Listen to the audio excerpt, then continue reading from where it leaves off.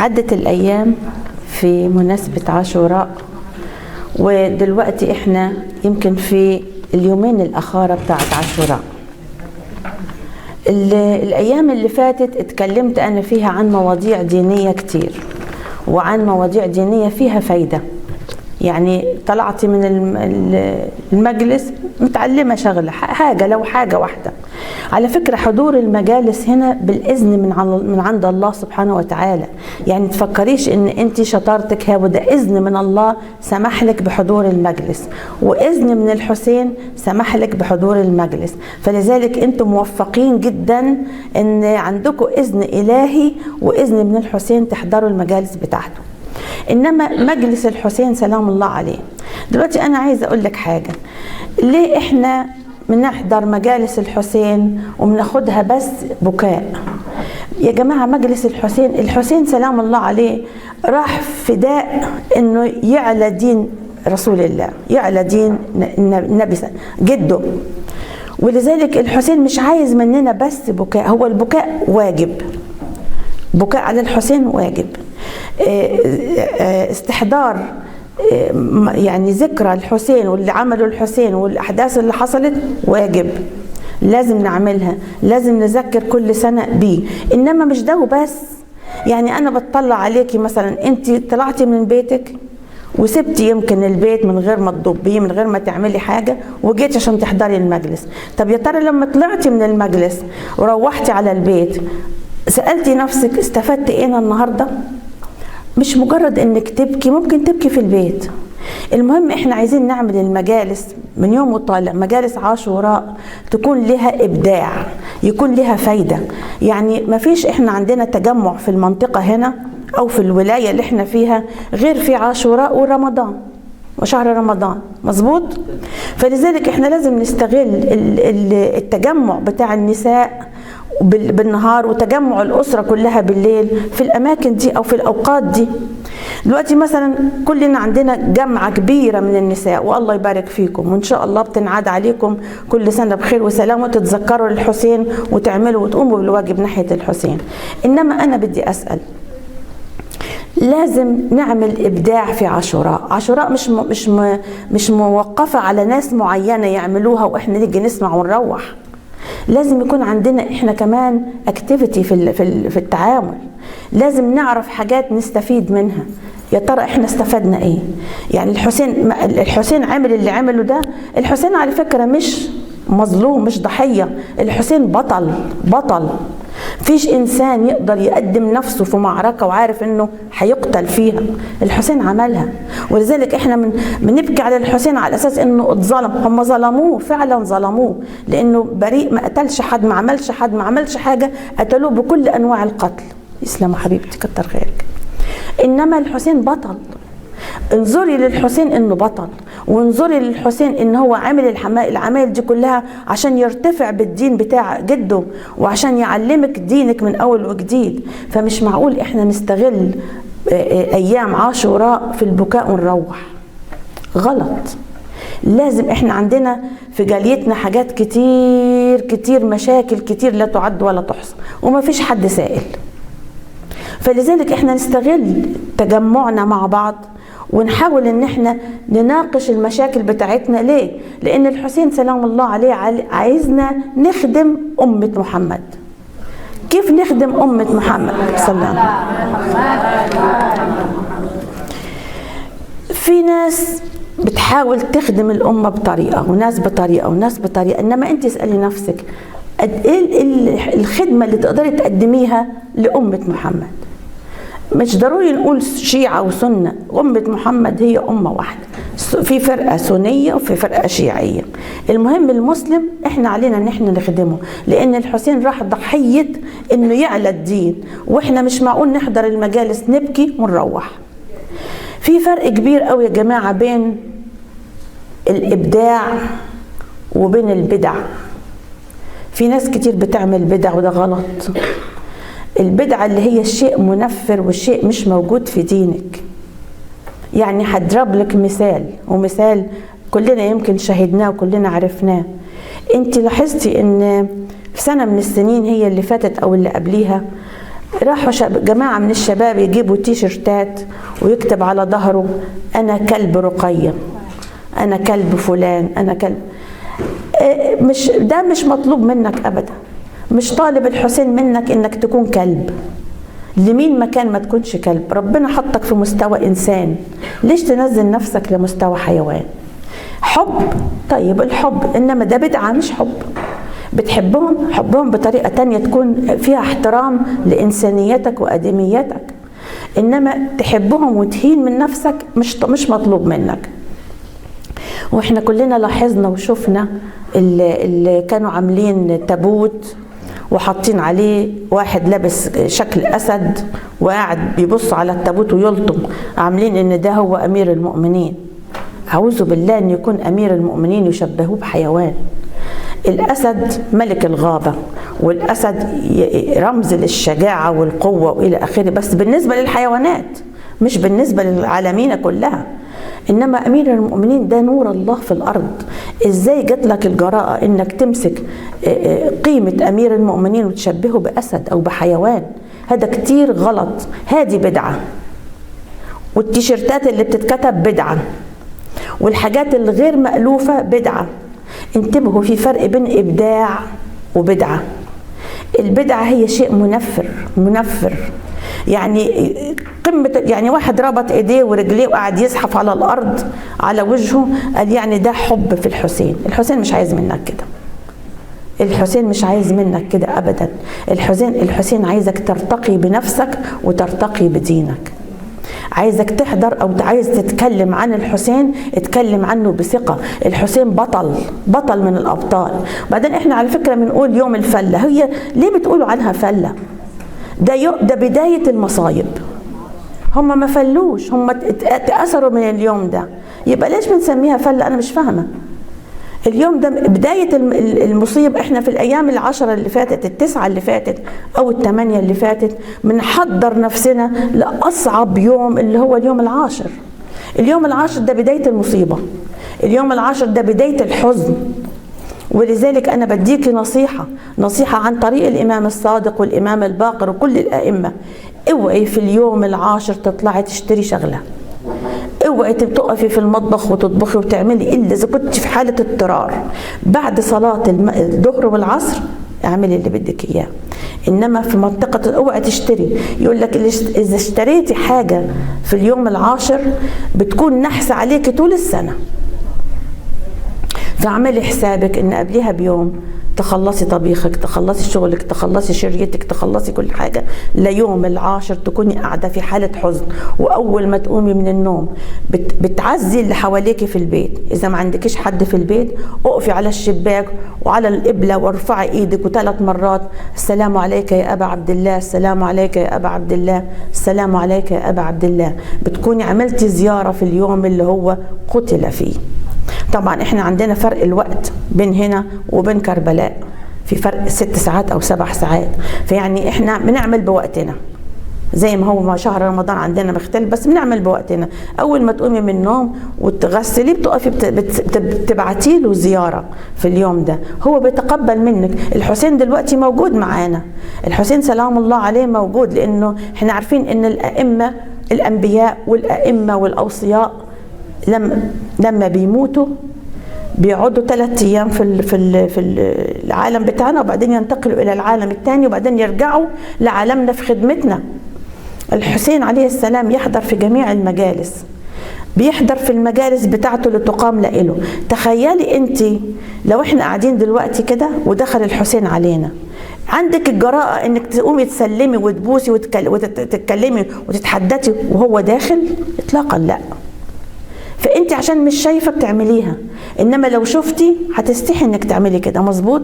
يبقى من ضمن احترام مجلس الحسين سلام الله عليه عدم الكلام، الاحترام، لان احنا في حاله حزن رغم ان اللي احنا بنحزن عليه غائب عن عينينا، انما حاضر في المكان اللي احنا فيه. ولذلك احتراما للحسين لازم نحترم مجلس الحسين. وبيكفي ان الحسين سلام الله عليه سمح لك انك تدخلي، سمح لك انك تقعدي، سمح لك انك تحضري مجلسه. طالما حضرتي مجلسه احترمي المجلس. كمان انا عايزه انبهكم لنقطه، دي لاحظتها في اللي بيحضروا بالليل، يبقى بيحطوا قرآن، وهنا كمان بيحطوا قرآن. إنما أنا عايزة أنبهك لشغلة، القرآن لما يقرأ القرآن المفروض إن معناته الله يتكلم. لما تحسي إن الله يتكلم، هل عندك الجراءة إن الله يتكلم وأنت بتتكلمي؟ ده لو عندك رئيس في أي مكان وصل قدامك وبيحكي معك هتقفي وحط عينك في الارض عشان تسمعي له وتكلميه، مظبوط؟ فما بالك بالله سبحانه وتعالى يتكلم. ربنا في القرآن اشار لنا بالحكايه دي وقال لك ايه؟ الكفار، وانتبهي معايا للكلمه دي، الكفار كانوا يحرضوا بعض ويقولوا لبعض ادخلوا في مجالس المسلمين وغروشوا عليهم، وغروشوا عليهم حتى انهم ما يسمعوش كلام الله. صدقيني وللأسف الشديد احنا بنعملها. بتدخلي في المجلس القرآن بيقرأ وانت بتسلمي وبتسألي عنها وبتقولي لها امبارح عملت كذا ومفيش اي قيمة لكلام الله. يا جماعة لما القرآن يتكلم الله يتكلم احتراما لوجود الله ولكلام الله. القرآن ده رسالة الله لكم، رسالة من السماء نازلة لإلكم، فلذلك رسالة السماء تقرأ عليك. يعني كأن واحد بيديك رسالة وانت ماسكاها وعاملة كده. أي احترام هذا؟ ده شيء بيلفت نظري جدا في المجتمع اللي احنا عايشين فيه.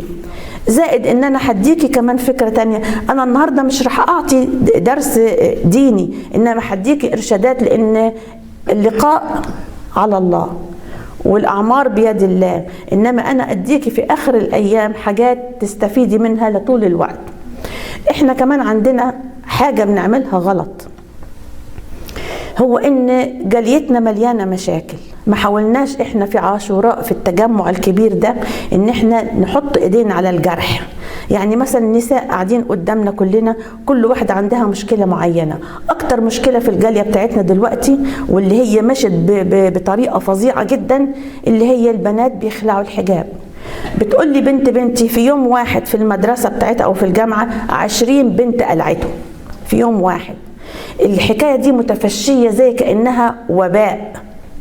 حد اتكلم؟ حد عمل حاجة؟ لا. كان المفروض ان احنا في الايام اللي فيها تجمع نجمع نفسينا ونحط الحل، نفهم الام ليه البنت قلعت الحجاب. ليه؟ لانك انت في البداية ما فهمتهاش ايه معنى الحجاب، وللأسف الأم ما بتكونش فاهماه. فالواجب علينا احنا في التجمعات دي ندي إشارة للأم ونقول لها معنى الحجاب ايه ربنا ليه فرض عليك الحجاب.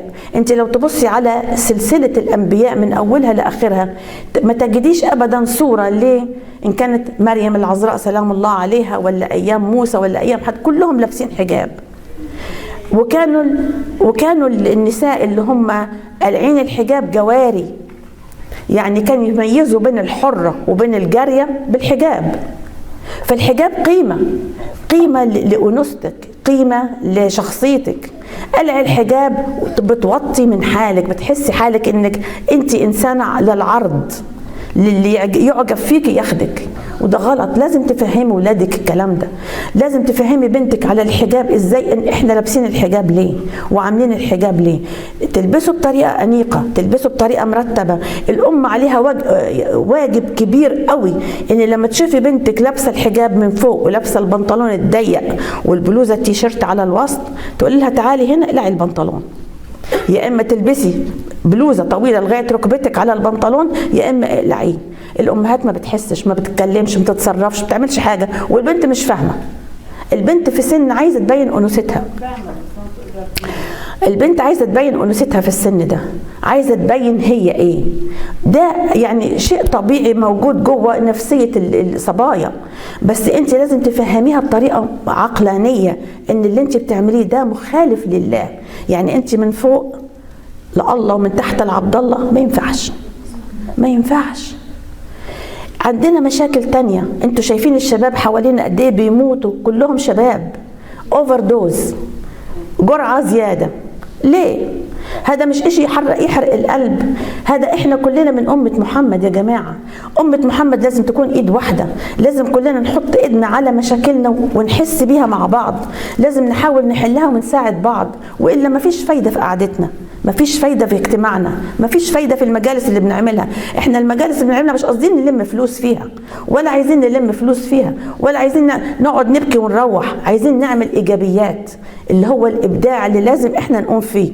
ايجابيات تكون في حياتنا، يعني كل من سنه لسنه نقعد في مجالس العاشوراء نحل مشاكل الجاليه بتاعتنا، نحط ايدينا على المرض ونحط ايدينا على الشفاء.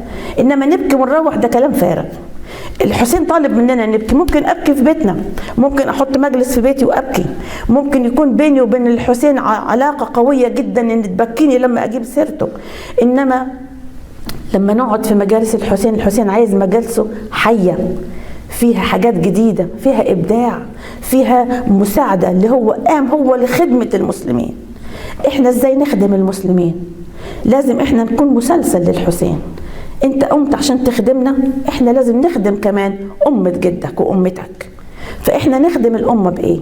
بإن احنا نحاول نديهم العلاج اللي هم واقفين عليه. يعني مثلا كان ممكن نجيب في مجلس من مجالس عاشوراء بتاعت الصبح أو بتاعت بالليل واحد من المتخصصين، لو قعد 10 دقايق يفهم الأم بس علامات الولد لما يكون بيتعاطى المروانة. ازاي انت تقدري تكشفي ابنك بيشرب مروانه ولا لا؟ صفار وشه، زغلله عينيه، كلامه الملخبط. لازم الام تكون على وعي. امال الاوفر دوز ده اللي بيموتوا ازاي؟ لان الام مش حاسه. الام بتشتغل بره او بتقضي الصبحيه صباحيات وبالليل مسائيه سهرات، مش فارقه على اولادها. هي مع اصحابه، هي رايح بعرفش ايه. الام دي مدرسه. ان ما تعلمتش ابنك ما تعلمش في مدرستك ضاع. فلازم انت كأم تكوني عينيك مفتحه على اولادك، على بنتك، على ابنك. ابنك لو اتعاطى المروانه وبدا يدخل في المخدرات فأتيه. عشان كده من البدايه شوفي اصحاب ابنك بيعملوا ايه. ابنك بيتصاحب مع مين؟ قل لي من تصاحب اقول لك من انت.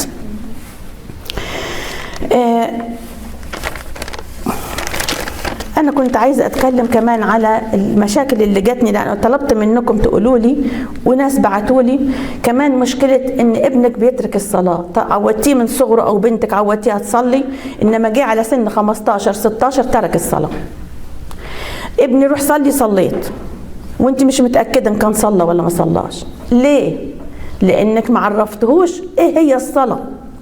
الصلاة مش حركات رياضية يا جماعة.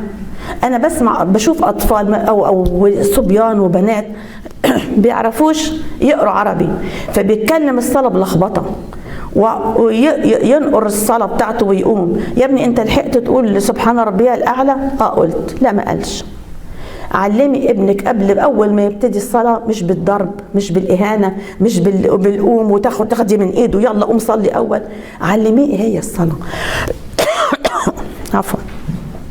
علميه ان هو هيكون واقف بين ايدين الله، عشان لما تيجي تطلب من الله وتقول يا رب يبقى هو عارفك وسامعك وفي علاقه بينك وبينه. اذا ما تمسكش بالعلاقه بينه وبين الله وما تمسكش بالعلاقه بينه وبين رسول الله والحسين ضاع.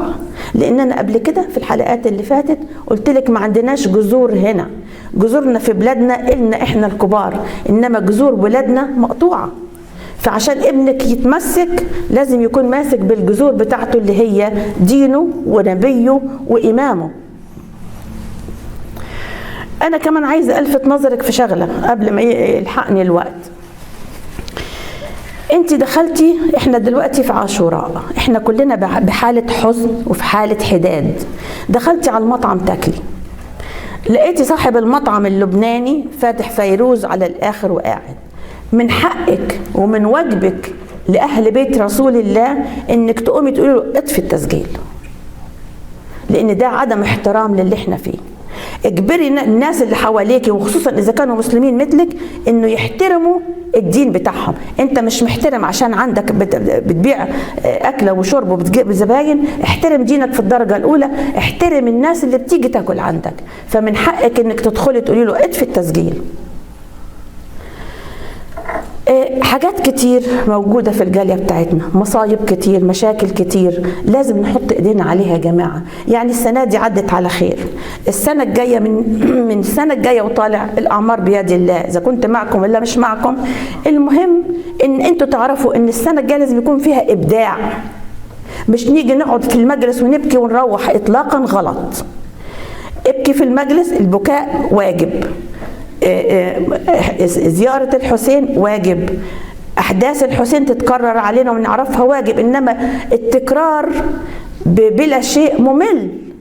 يعني أكتر من واحدة قالت لي بديش أحضر المجالس، سمعتها 1000 مرة. مظبوط؟ لأن بيجوا بيحكوا نفس الكلام وبيروحوا. لا، خلي المجالس يكون فيها إبداع، خلي المجالس يكون فيها حركة، خلي المجالس نروح نسمع الحاجات الجديدة اللي موجودة في الجالية عشان نعرف الحل. لو أنا ما عنديش، يعني مثلا عملوا هديك اليوم بنتي عملت مؤتمر للمخدرات هنا في المجمع، الناس ما رضتش تيجي ليه؟ كل واحدة تقول لو أنا جيت هيبصوا يقولوا بلكن ابنها على المخدرات، وخافوا النسوان، خافت تيجي على اساس انهم ما يتهموهمش ويحطوا عليهم علامه ان جايه تسمع اكيد ابنها او بنتها. الكلام ده غلط. افهمي حتى تكوني انت رسول لغيرك. تعالي واسمعي في اي مجال، في اي مؤتمر بيعملوه، اسمعي وكوني انت رسول لغيرك من الناس. ممكن جارتك ما تكونش تعرف تقرا وتكتب، ممكن جارتك ما تكونش تفهم حاجه، انت تفهميها، لان احنا من علم علما وكتمه الجمه الله بلجام من النار في يوم القيامه. اتعلمت شغله تفيد المسلمين، عليك انك تقوليها، عليك انك تخبري فيها، ما تتكسفيش، لان كل ما تتعلمي كل ما تفيدي غيرك بالتعليم كل ما ترتفع مكانتك عند الله وعند اهل البيت. حتى لو بكلمة، ممكن كلمة واحدة تغير لك حياتك، ممكن كلمة واحدة تقلب واحدة من إلى، بديش أفسر أكتر. فده كله موقف عليكي أنت. اسمعي وافهمي وتعلمي. مش ضروري تتعلمي في مدارس دلوقتي توليت، مش ضروري تتعلمي وتروحي، لا، اتعلمي في المجالس اللي تعوديها، اتعلمي في اللي بتقريه، اتعلمي في اللي بتسمعيه لنشره، لإعطاء الفايدة لغيرك. ولذلك أنا إذا كان ربنا اداني عمر وأذن لي، السنة الجاية رح أعمل إبداعات تانية في شهر عاشوراء، وهجيب ناس يعلموكم كيف التصرف مع أولادنا، لأن أولادنا دول هم دول اللي هيمسكوا مجالس الحسين بعد كده، هم دول اللي هيقولوا يا حسين بعد كده.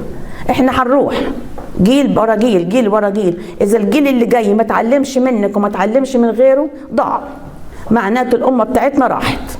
فلذلك عليكي مهمة إنك أنت تعلمي وعلمي.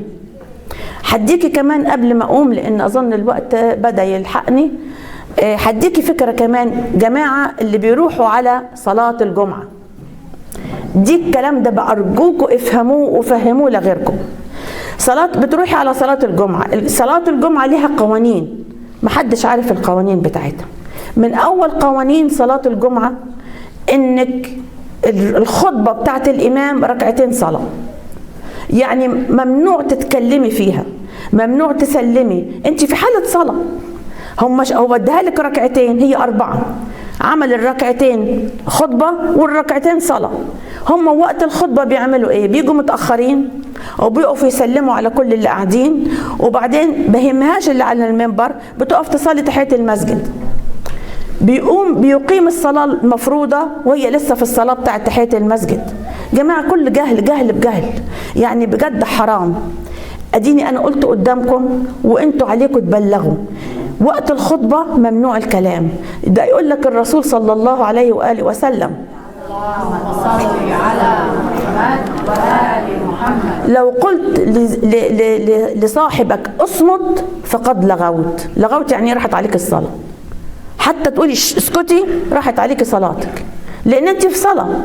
هو يتكلم على المنبر، ممكن انت وقت صلاة وقت ما يتكلم بالانجليزي وانت بتعرفيش انجليزي مرفوع عنك، انما لما يحكي بالعربي وانت بتعرفي عربي اتحسبت عليك ركعتين صلاة. فانت في ركعتين الصلاة ده ممنوع الكلام، ممنوع الالتفات، انت في حالة صلاة، لا تصلي ولا تسلمي ولا تتكلمي، ولو جت مدت ايدها عليك اعملها بالاشارة، لا. انما ما حدش بيفهم الكلام ده. انتبه صوتي وانا اطلع على للشيوخ اللي بيطلعوا على المنابر كذا مره، وكذا شيخ رحت قلت له يا عمي قبل ما تقف على الميكروفون فهم الجماعه ما يصلوش وانت بتحكي، فهم الجماعه ما يتكلموش وانت بتحكي، فهمهم ما يسلموش على بعض وانت بتحكي. مفيش فايده، مفيش فايده. هيني انا بلغت لكم وانتوا بلغوا غيركم، لان دي من قوانين الله، من قوانين الصلاة. لأن الصلاة عندنا 4000 حد من حدود الصلاة. اداكي أبسط حاجة تعمليها هو إنك تقفي باطمئنان بهدوء تصلي وتعرفي قوانين صلاتك إيه، وإلا ما تروحيش على الجامع. اللي بيجيبوا لي أطفال معاهم في الجامع وتبقى البنت تجري وتربح وتجري وترمح وتقع وتتشقلب، جاية ليه؟ مرفوع عنك الصلاة، أنت صلي في بيتك. أما تيجي تزعجي اللي حواليك بولادك عشان أنت تصلي، أنانية مطلقة. واحدة شفتها أنا في صلاة الجمعة 3 أطفال معاها، عطت لكل واحد مصحف. فأنا وأنا بصلي راح يعني قد ما اتضايقت وأنا بصلي ارتبكت في صلاتي. خلصت صلاة قلت لها إيه اللي بتعمليه؟ قالت لي بدي أعودهم على مسك القرآن. قلت لها هدول لسه بالدايبر تعوديهم؟ القرآن له قيمة يا جماعة. القرآن مش زي أي كتاب في إيدك، القرآن كتاب موجود فيه رسالة الله. قالوا له ما هو القرآن؟ الكلام الله وصفته. كلام الله موجود في إيدك تديه لطفل غير طاهر؟ غلط. أمهات جهلة للأسف الشديد. إحنا دلوقتي قاعدين مع بعض بنتعلم من بعض. أنا بتعلم وبقول لكم وأنتوا بتتعلموا وبتقولوا لغيركم. نبهوا العالم، ما تقعديش ساكتة. لما تشوفي خطأ اتكلمي عليه وقولي خطأ. دلوقتي قبل ما أسيبكم الوقت أكلني، هديكي بس ملاحظة. الشيخ بهجت الله يرحمه اداني ملاحظة، اداكم ملاحظة اقولها لكم على السريع، هي لازم تعمليها. دي تمنع عنك الشر والحسد والعين والكلام ده كله. بيقول لك ايه؟ احملوا معكم قرآنا صغيرا كاملا باستمرار. قرآن حطيه في شنطتك او في سيارتك باستمرار. اقرأوا وكرروا المعوذتين كل يوم. قل أعوذ برب الفلق، قل أعوذ برب الناس. اقرأوا القلاقل الأربعة. القلاقل الأربعة اللي هي قل أعوذ برب الفلق، قل أعوذ برب الناس، قل هو الله أحد، قل يا أيها الكافرون. هذه القلاقل الأربعة. كرروها وقت النوم. اقرأوا آية الكرسي وعلقوها في منزلكم.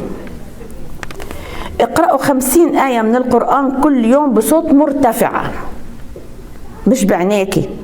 50 آية، يعني شوفي سورة ياسين 80 آية، فاهمة ازاي؟ بصوت مرتفع.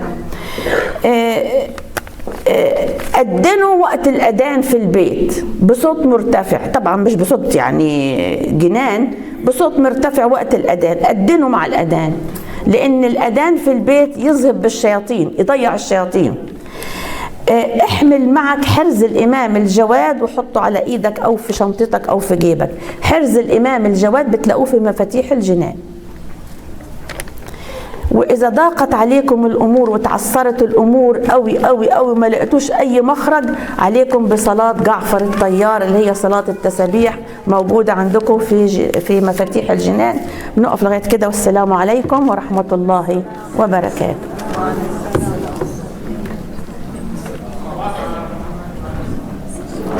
صلى الله عليه وسلم.